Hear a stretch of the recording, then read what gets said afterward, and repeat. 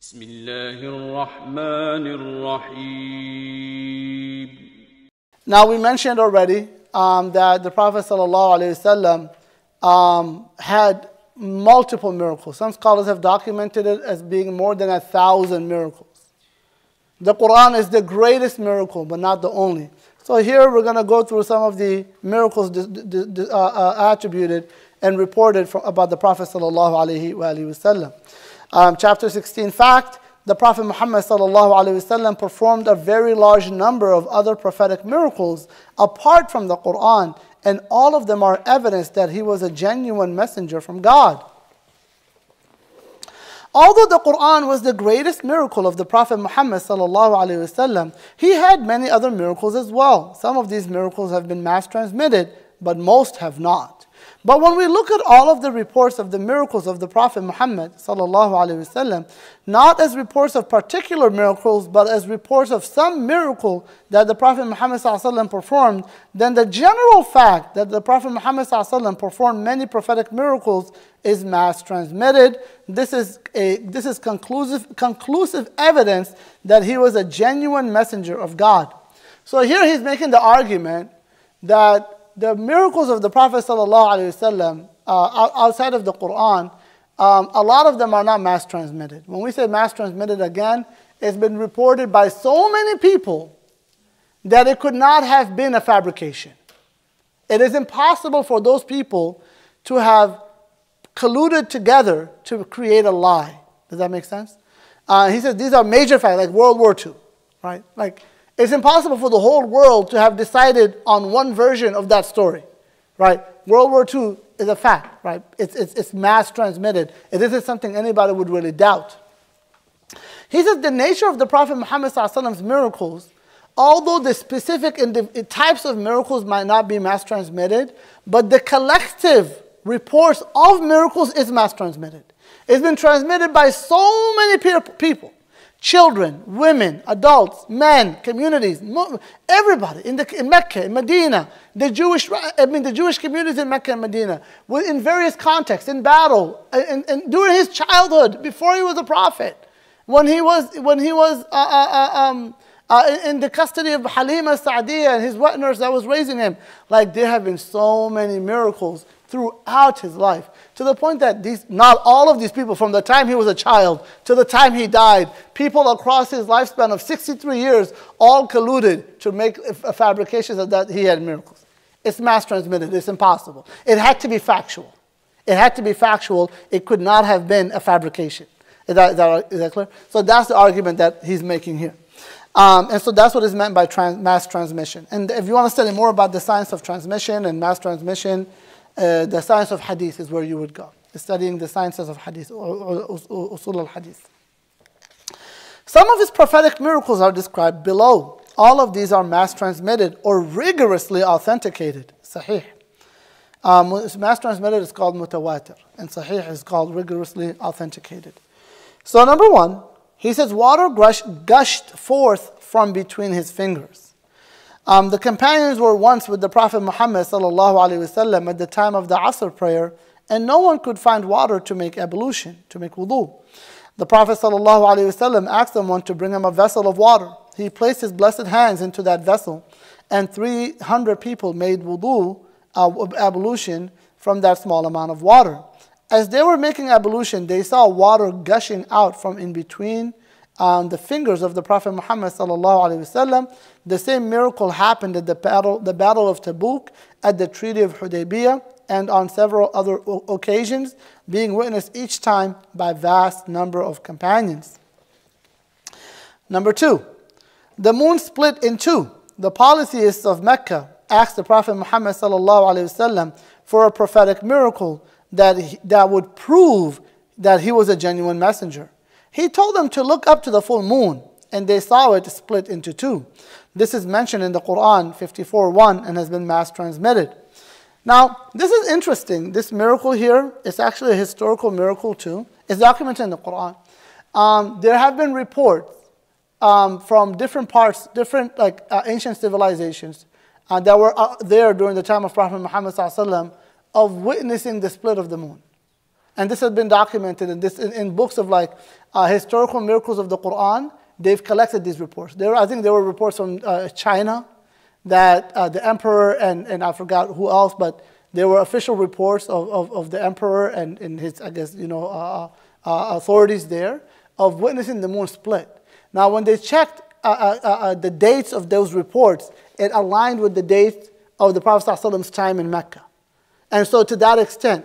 But even if we were, and this is to show like these miracles are not something that is just biasly reported by Muslims. These are objective facts, right? These are objective facts. And the Quran is the greatest, but these are additional miracles to support the argument for the messengerhood of the Prophet Muhammad sallallahu alaihi wasallam.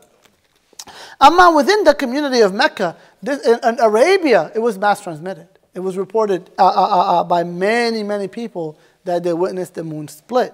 And this is a miracle that they had requested. This is reported in Surah Al-Qamar. اقتربت الساعة وانشق القمر. And the moon split. Inanimate objects praised God as he held them. When the Prophet ﷺ ate food, the companions could hear his food glorifying God as he held it in his hands. On another occasion, they heard a handful of pebbles glorifying God as they lay in his hands. Then he put them into the hands of Abu Bakr, and they continued to glorify God. Then he put them into the hands of Umar, and they continued to glorify God.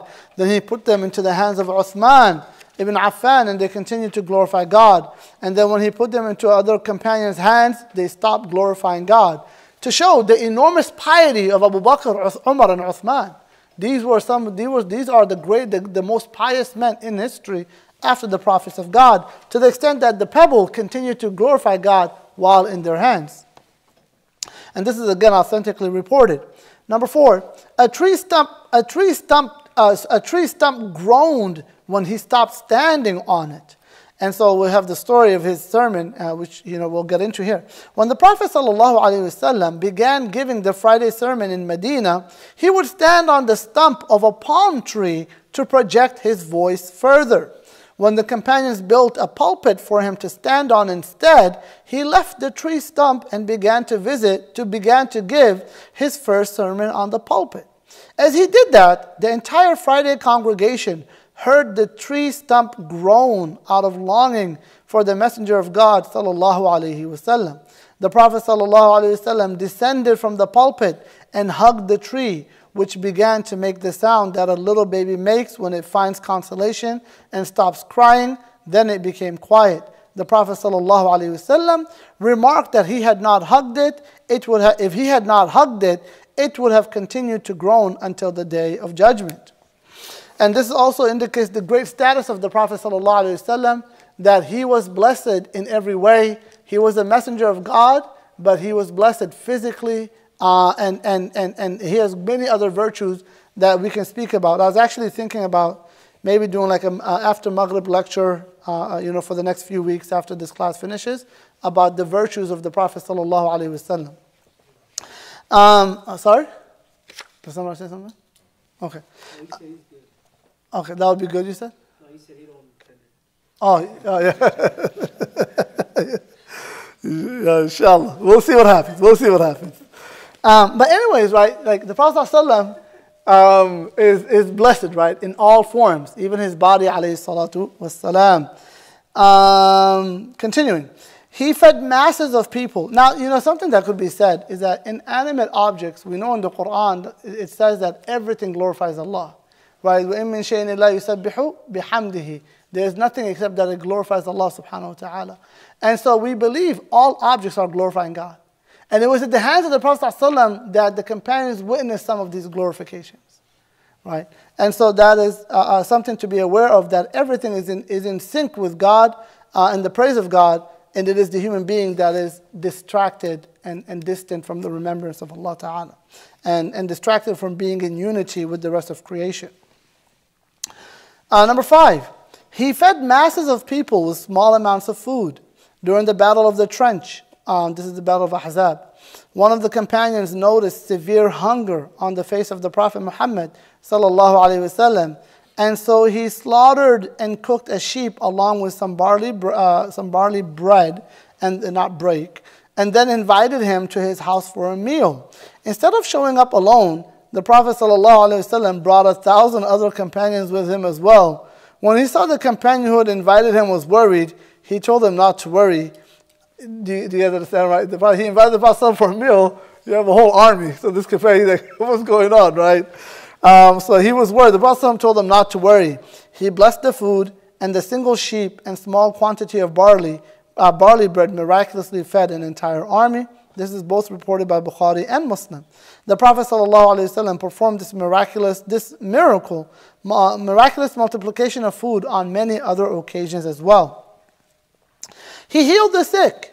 He says, during the battle of Badr, his companion Qatada was shielding him from the arrows of the enemy, and one of the arrows struck him so that one of his eyes was displaced from its socket. The Prophet ﷺ restored it to its socket and became the better of his two eyes for the rest of his life. On another occasion, the lower leg of one of his companions was struck with a sword. The Prophet ﷺ blew on it 3 times and it was miraculously healed. Continuing, idols toppled when he pointed at them. The Kaaba was surrounded by 360 idols fastened to the ground with lead. When the Prophet Muhammad ﷺ entered Mecca victorious, each one of them toppled backwards as he pointed at it with his stick, and he recited the verse, and say the truth has come and falsehood has perished. Surely falsehood will always perish. قُلْ جَاءَ الْحَقِّ وَزَهَقَ الْبَاطِلِ إِنَّ الْبَاطِلَ كَانَ زَهُوقًا. And so those were other miracles that are attributed to the Prophet ﷺ and authentically verified, and some even mass transmitted.